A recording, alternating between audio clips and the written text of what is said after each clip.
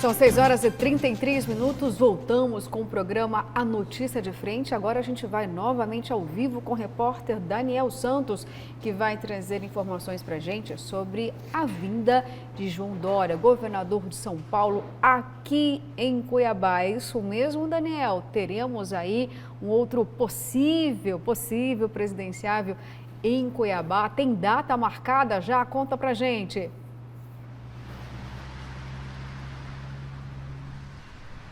Tem sim, Luciana. Nesta sexta-feira, dia 24, João Dória deve descer no aeroporto Marechal Rondon em Várzea Grande, vai fazer uma visita, vai se encontrar com seus colegas tucanos, será recebido por Avalone, Wilson Santos e outras autoridades, representantes do PSDB, inclusive com a possibilidade de vinda do Ari Lafim, o prefeito de Sorriso, aqui para Cuiabá, justamente para participar desse encontro. Ou seja, as figuras do PSDB de todo o estado de Mato Grosso, incluindo o próprio Nilson Leitão, também de Sinop, devem estar reunidos para recepcionar João Dória nesta sexta-feira, pisando em solo mato-grossense. Detalhe, isso na sexta. No sábado, o João Dória ainda fica por aqui, de sexta para sábado. No sábado tem um encontro marcado, uma visita chamada de cortesia para o governador Mauro Mendes. Em seguida, ele vai para uma outra capital quente, não sei se tão quente quanto Cuiabá, mas vai para Palmas, no Tocantins, no sábado, onde segue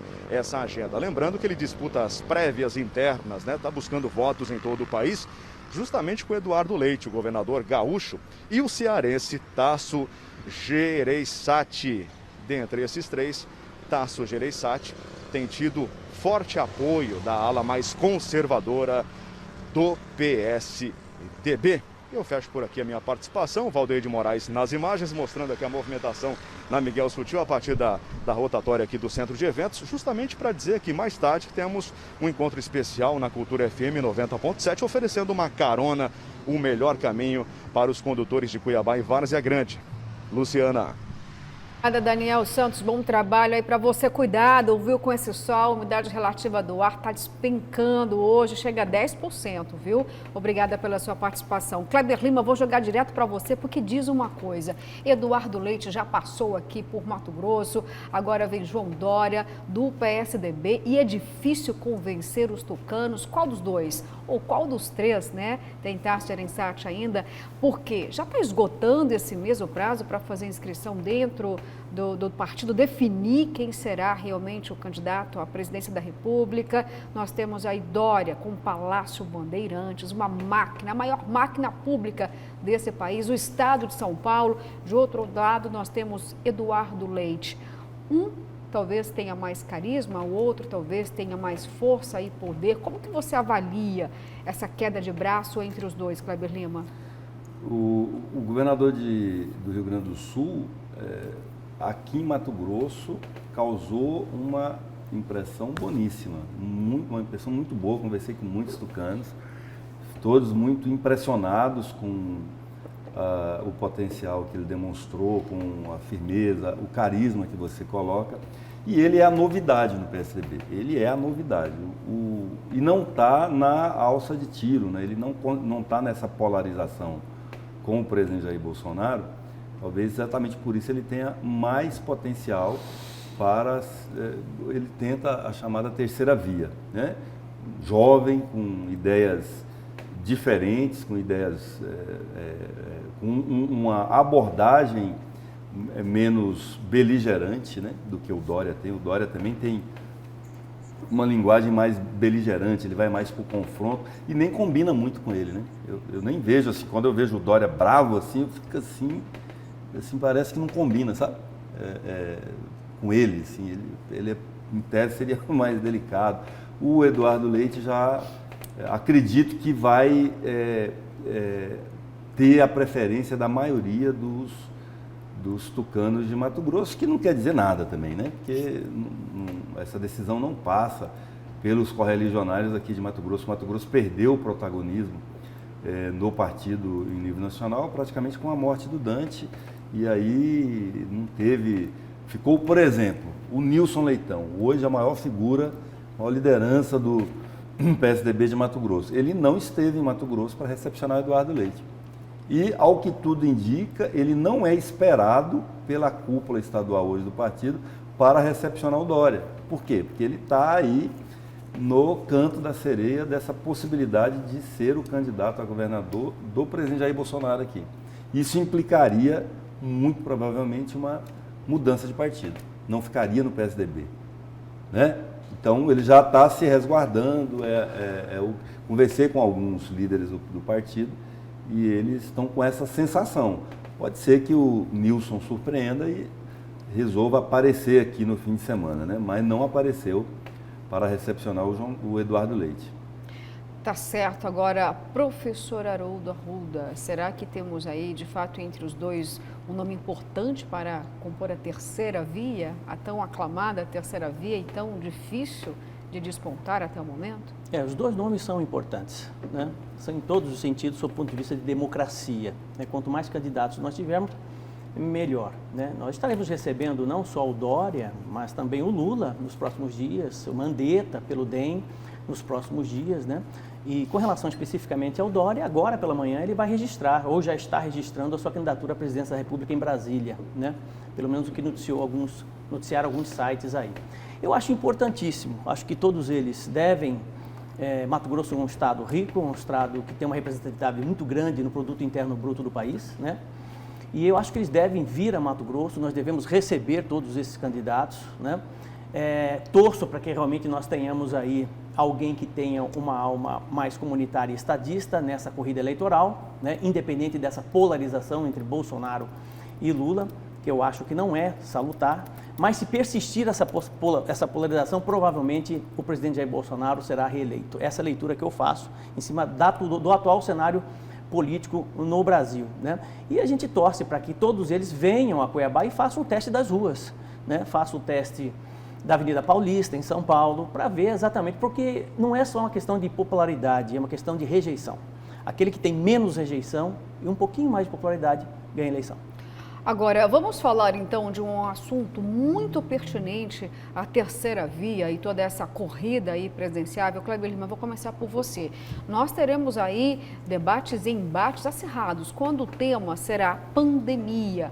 E aí eu pergunto para você, os gestores, né, da pandemia, todos têm aí prestações importantes para fazer. Vamos colocar aqui paulistas e paulistanos em relação ao Dória. Existe aí muitas críticas em relação a toda a condução do governo paulista com a pandemia. No Rio Grande do Sul, a mesma coisa. A economia também sentiu abalos. E o presidente da República, nós sabemos também a cobrança em torno da vacina, considerada aí um grande atraso, acarretando talvez, né, em parte, a celeridade do avanço da Covid-19. Será um tema que pode decidir as urnas e também as prévias do PSDB ou não? Prévia não acredito. Prévia é uma disputa num ambiente partidário, entre pessoas que pensam muito semelhante, muito iguais. Então elas querem ver quem dos dois reúne as melhores condições para representar o partido no enfrentamento. E aí não muda muito, né? O que o partido pensa em relação ao governo que ele quer enfrentar, na verdade é isso. Mas na eleição propriamente dita, eu acredito que sim, a pandemia não tem como ser um tema que é ignorado na eleição, é um tema central pela questão de saúde pública, de um modo geral, mas também pelas consequências, né, da pandemia na economia, que é o segundo, ou talvez até o tema mais importante da eleição do ano que vem. A gente precisa entender o seguinte, a pandemia é mundial, né? A pandemia aconteceu no mundo inteiro, então é verdade que ela trouxe dificuldades econômicas para todo mundo. O que muda de um país para o outro, de um estado para o outro, no caso do Brasil, ou do mesmo país? O que muda é a atitude do líder, do presidente, dos governadores, o que eles fizeram nesse... Aliás, os verdadeiros líderes, os grandes líderes de qualquer lugar do mundo, em qualquer fase da história, eles se provaram na adversidade. Porque na normalidade, quando os ventos sopram a favor, qualquer um é líder, é fácil. O grande líder se prova, se revela, nos momentos de turbulência, nos momentos de vento contra, nos momentos de dificuldade como a gente enfrenta no mundo agora a pandemia. E o Brasil corre o sério risco de ver morrer junto com mais de 500 milhão de pessoas durante a pandemia a sua estabilidade econômica. É o que está hoje em discussão do ponto de vista econômico, e é a estabilidade da moeda, dos mercados, o dinamismo econômico do Brasil, que passam por dificuldades que não vistas nas últimas 3 décadas quase. Então esse é o ponto. Geração de emprego, fome, controle da inflação, isso tudo estará, sem dúvida alguma, no centro do debate eleitoral do ano que vem. Neste aspecto, São Paulo não pode ser ignorado, porque São Paulo é a locomotiva do país, industrial, né? Financeira, o PIB do país está em São Paulo, mas você também hoje tem novas regiões com peso econômico importante para o país, né? São Paulo não é o único protagonista. O Centro-Oeste como região tem um peso grande nas commodities, né, agrícolas, o Nordeste também, além das commodities, toda a região portuária, o que não está no Sul está no Nordeste, produção de petróleo, enfim, o Brasil hoje é um Brasil mais equilibrado do ponto de vista econômico, então as regiões, e do ponto de vista também da densidade eleitoral, né? O Nordeste tem um peso eleitoral muito grande, mas São Paulo e Minas ainda tem. Nesse aspecto, o Dória leva uma certa vantagem em relação ao Eduardo Leite, porque o colégio eleitoral dele é muito importante, né? É muito mais denso do que o Rio Grande do Sul. Mas o candidato, quando consegue se conectar com o país, não interessa de onde que ele é, né? Nós já tivemos presidentes eleitos de colégios que não tão expressivos assim. Tá certo, Kleber. Professor Haroldo Arruda, economia versus pandemia, suas fragilidades devem ser a tônica, com certeza, das eleições 2022. Na sua visão, professor, existem mais vulnerabilidades ou então pontos fortes? Nós temos desempenhos importantes e positivos dos gestores? É um tema recorrente, né? Sem dúvida será um dos temas abordados nos debates para a campanha eleitoral do ano que vem, mas eu acredito que não necessariamente seja o fiel da balança, aquilo que realmente vai decidir. Eu acho que o tema central não é as questões das falhas de governadores, prefeitos e presidente da República com relação à pandemia, né? O que vai trazer exatamente um diferencial para os pré-candidatos à presidência da República é o que você vai fazer com a pasta da saúde. É o futuro, a projeção, né? O que realmente, quais as soluções para a área da saúde, né? Que tipo de investimento será feito nesse sentido para que o Brasil melhore a sua saúde. Tanto é que todos os presidentes que assumiram já sabiam, por conta de pesquisas, por conta de orientações, de que o brasileiro precisa de uma saúde com qualidade e investimentos fortes na área da saúde. Mas, infelizmente, não foi tratada dessa forma, ou nunca foi tratada dessa forma a saúde em nosso país. Então, eu acho que os desgastes são naturais, né? São naturais dos pré-candidatos à presidência da República, né? A pandemia é algo que apareceu verticalmente, ou seja, ninguém sabia de que forma tratar, não só o Brasil, mas o mundo todo. Eu já disse reiteradamente aqui no programa que o Brasil, dentro do sistema COVAX Facility, é um país mais pobre dentro desse consórcio, né? Ou seja, as possibilidades dele ter vacina era infinitamente menor do que outros países como Alemanha, Estados Unidos e Canadá. Por mais que a Pfizer pudesse oferecer vacina em agosto, setembro, essa vacina não ia chegar em outubro, novembro e dezembro. Não ia. O Reino Unido vacinou, começou a sua vacinação, salvo engano, dia 4 ou dia 12 de dezembro. Foi o primeiro país no mundo a começar a aplicar vacina. Estados Unidos em janeiro. Como é que o Brasil vai vacinar antes? Não tem condições porque não tinha vacina. Quer dizer, então existe muita hipocrisia, muita falta de informação, né, muita mentira nessa questão toda de vacina, que eu acho que os candidatos terão toda a oportunidade de se defender. Tá certo, professor. Agora, gente, eu vou dar espaço aqui para a sua mensagem. Você tá doido aqui para entrar nessa conversa? Então, o momento é agora. Vamos lá, então. Bom dia, bancada. Ótima semana para nós. Kleber, na minha leitura de leiga, mais de povo, os debates para presidente serão a pandemia. Vão discutir o que, para onde foi o dinheiro? Isso não vão falar. Vai ser debate para desligar TV. Debate é para dizer o que vai ser feito, não o que não foi feito. Professor Haroldo, de repente Bolsonaro e Lula levam rasteira de Moro. Ou já pensou? Ou outro já pensou? Bom dia, não sei por que insistem em terceira via. Vai sair muita coisa da cartola do Moraes. Bolsonaro não vai poder ser candidato nem para condomínio se não for preso. É o Robson, lá do CPA4. Presidente mentiroso, que nem esse é uma vergonha para o país, está muito por fora. Professor Haroldo, a pobreza que precisa perdeu o poder de compra e só volta com o Lula no poder.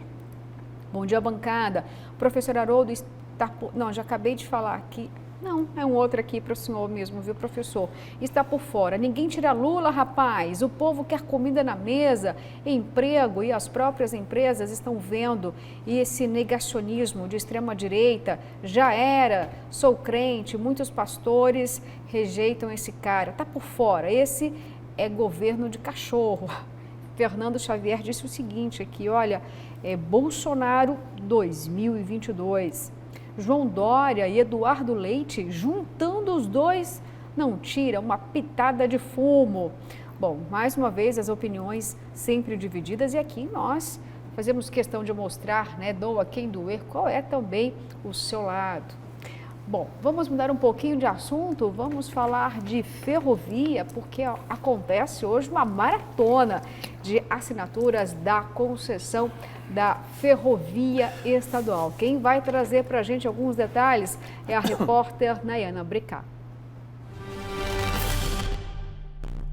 A partir de 9h30 da manhã, o governador Mauro Mendes assina aqui no Centro de Eventos do Pantanal o contrato de adesão com a Rumo Logística para a construção da primeira ferrovia estadual em Mato Grosso. Serão 730 quilômetros de malha ferroviária interligando Rondonópolis a Cuiabá, além de Rondonópolis com Nova Mutum e Lucas do Rio Verde, conectando-se então a malha ferroviária nacional em direção ao Porto de Santos, no interior de São Paulo. O projeto prevê um investimento de mais de 11 bilhões de reais para a implantação da ferrovia estadual. Estudos já realizados pela empresa Rumo Logística indicam que mais de 230 mil empregos devem ser gerados. Além de participar do evento de assinatura do contrato aqui no Centro de Eventos do Pantanal, o governador Mauro Mendes também assinará o contrato em Lucas do Rio Verde e em Nova Mutum. Em Nova Mutum, a assinatura acontece às 3 da tarde no Centro de Eventos Casarim e em Lucas do Rio Verde às 6 da tarde no Parque de Exposições Roberto Munareto. Os 3 atos serão transmitidos ao vivo pela internet. As imagens são de Evaldo Santos, com apoio técnico de Vitor Camargo, Nayana Bricá para a Notícia de Frente. Obrigada, Nayana. Bom, falamos muito sobre essa ferrovia estadual, investimento privado de 12 bilhões de reais, 730 quilômetros e mais de 200 mil empregos serão gerados. Uma fonte riquíssima para desenvolvimento de Mato Grosso. Sem dúvida, é a novidade, né? Que pode transformar para melhor a economia do Estado. Talvez apresentar um novo ciclo econômico e um dos mais virtuosos, agregado ao potencial de produção agrícola e mineral, né, que é algo ainda ensaiado, mas de fato pouco explorado em Mato Grosso do ponto de vista como política pública. Você tem os garimpos aí, você fala, mas como daqui Poconé, região de Juína, né, mas ainda não existe uma política pública exatamente. Não é só pedras preciosas, né? Quando a gente fala em minério, tem muitos outros tipos de minério que podem ser também potencializados aqui com essa melhora da infraestrutura logística, de transportes. Eu não tenho dúvida que, inclusive, isso trazido para a política, e eu vi uma primeira iniciativa do governo num artigo do secretário de Fazenda no fim de semana. Ele fala de novo ciclo econômico no Mato Grosso.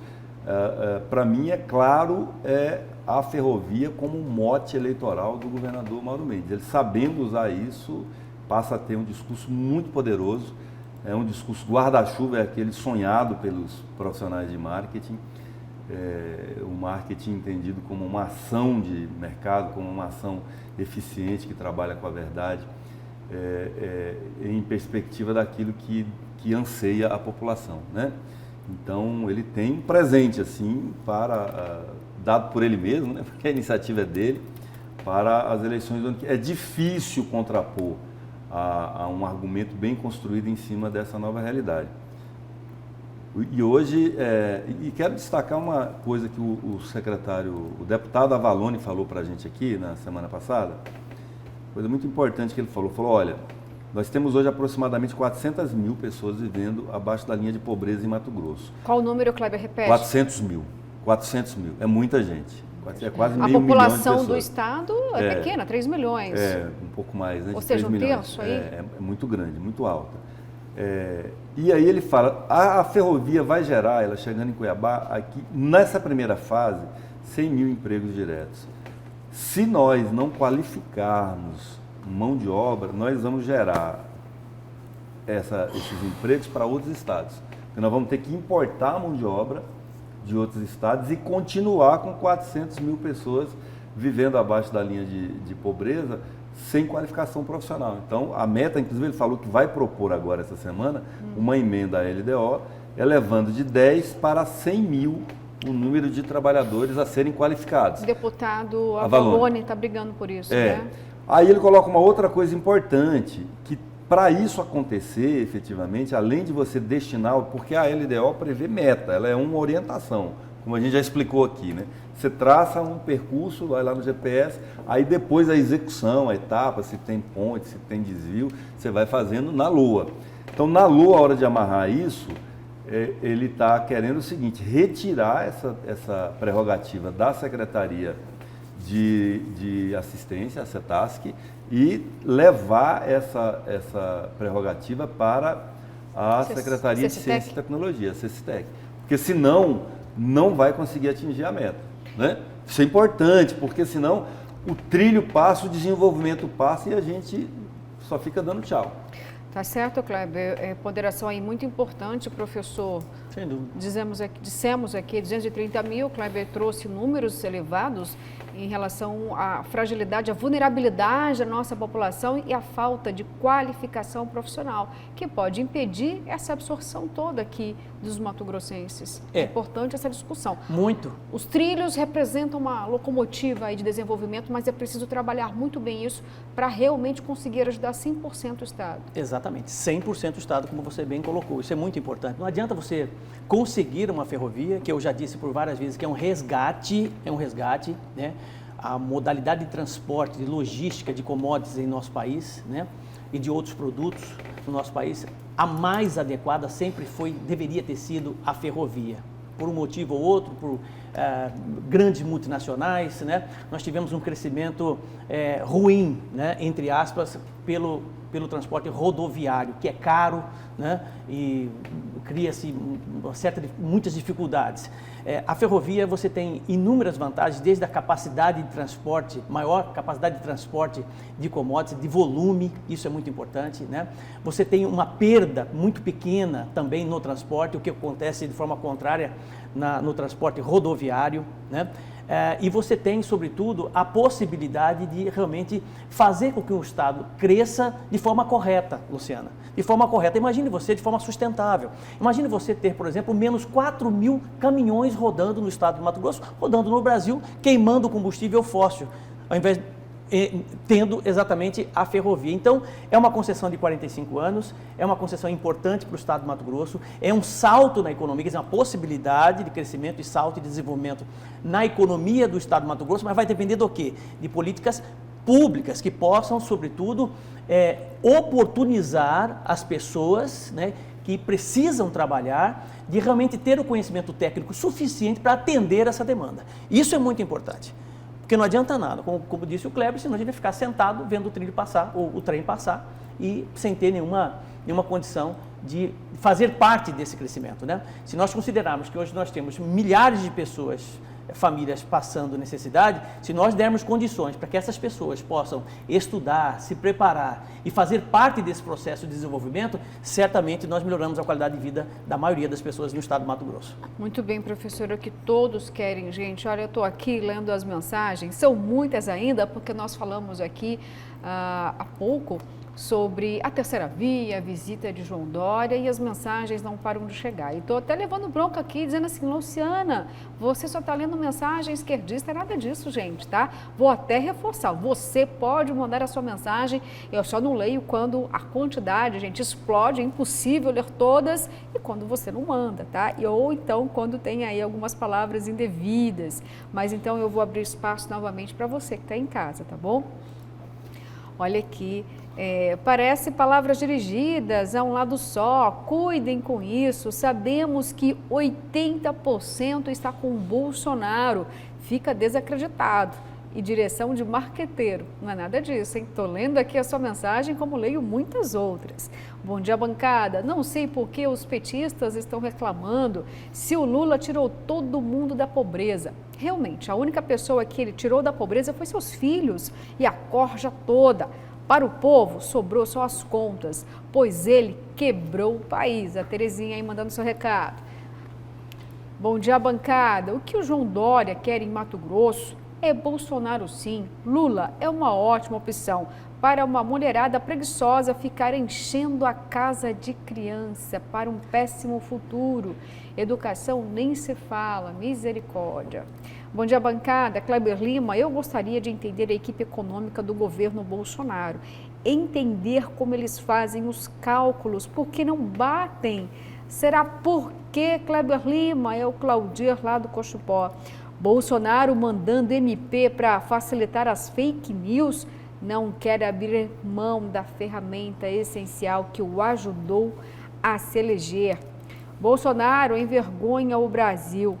Acho sim que a pandemia vai contribuir para as eleições e esperamos que Bolsonaro, candidato do professor Haroldo, não se eleja. É visível ver que ele apoia esse homem sem noção.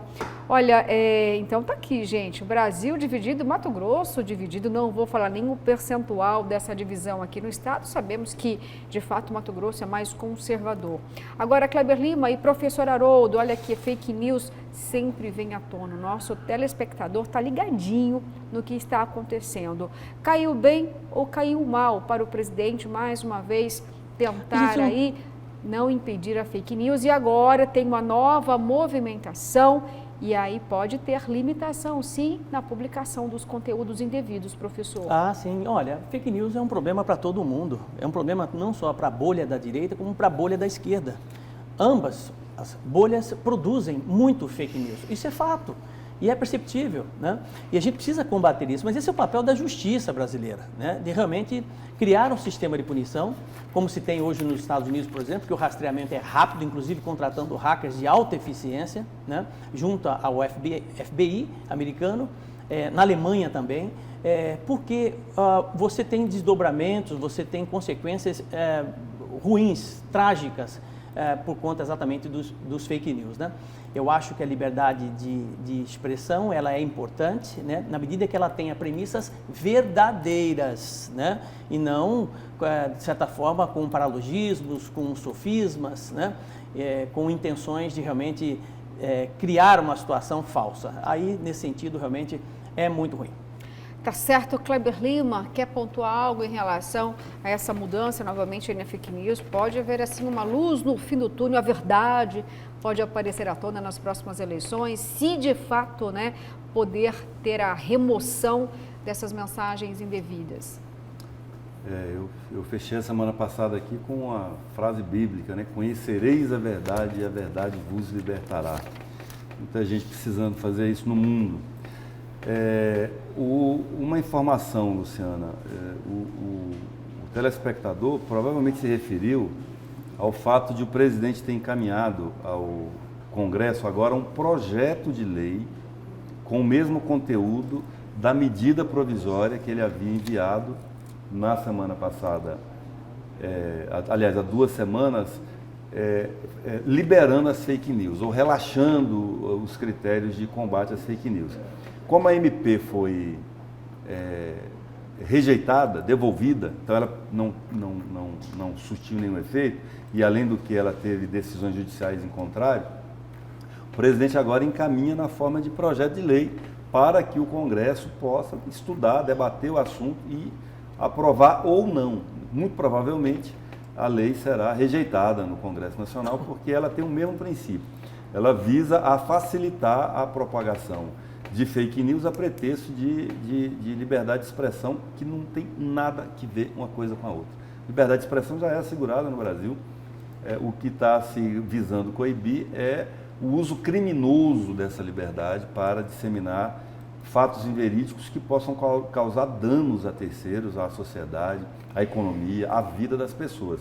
E como a fake news ela é um produto, um advento novo, porque ela surge no ambiente digital, nesse novo ecossistema digital que não havia até muito pouco tempo atrás no mundo, o mundo inteiro busca hoje regulamentar isso. Então, para regulamentar, para definir o que é lei e o que não é, o que é crime e o que não é que existe a lei. Então, a lei é que define o que é crime. Por isso que é necessário regulamentar, e existem inúmeras iniciativas no sentido contrário ao que o presidente propõe, que é de criminalizar a fake news, porque ela é um crime insidioso, inclusive, que causa malefícios muito grandes, como eu já disse, a economia, a vida em sociedade, a cultura das pessoas e a vida humana. Pessoas têm sido mortas por conta da disseminação de fake news. Só para complementar, a fake news é uma mentira, fato, né? É uma mentira. E o político que é candidato e mente, promete e não cumpre? Que tipo de punição ele tem? Quais as chances do eleitor tem de não tê-lo mais como seu representante no Congresso Nacional, na Assembleia Legislativa? Olha, professor, o eleitor também, como é que faz, por exemplo, quando você elege? Filtro, né? E quando o eleitor também vende o voto dele? Nós pois temos você está vendo como o problema é muito maior, né? Situação eleitoral no país. Você vê né, o quanto que realmente a mentira, né? Os danos que ela pode causar, tanto de um lado quanto do outro. Eu também considero a venda do voto um câncer. Sem e aí dúvida. O eleitor sabe para quem ele está vendendo o Sem voto dúvida. dele. Então aí ele tem nesse momento o poder na mão. Se ele é enganado por uma fake news, ele não pode dizer que está sendo enganado na hora de vender o voto dele. São inúmeras discussões, professor. Aliás, nós temos aí uma avalanche de políticos que nós nos perguntamos a todo instante como é que aquela pessoa conseguiu a reeleição, por exemplo. Pois é. É uma discussão que o eleitor, uma reflexão que o eleitor precisa fazer, né? Bom, gente, são 7h05. Eu vou chamar um rápido intervalo, mas voltamos daqui a pouquinho.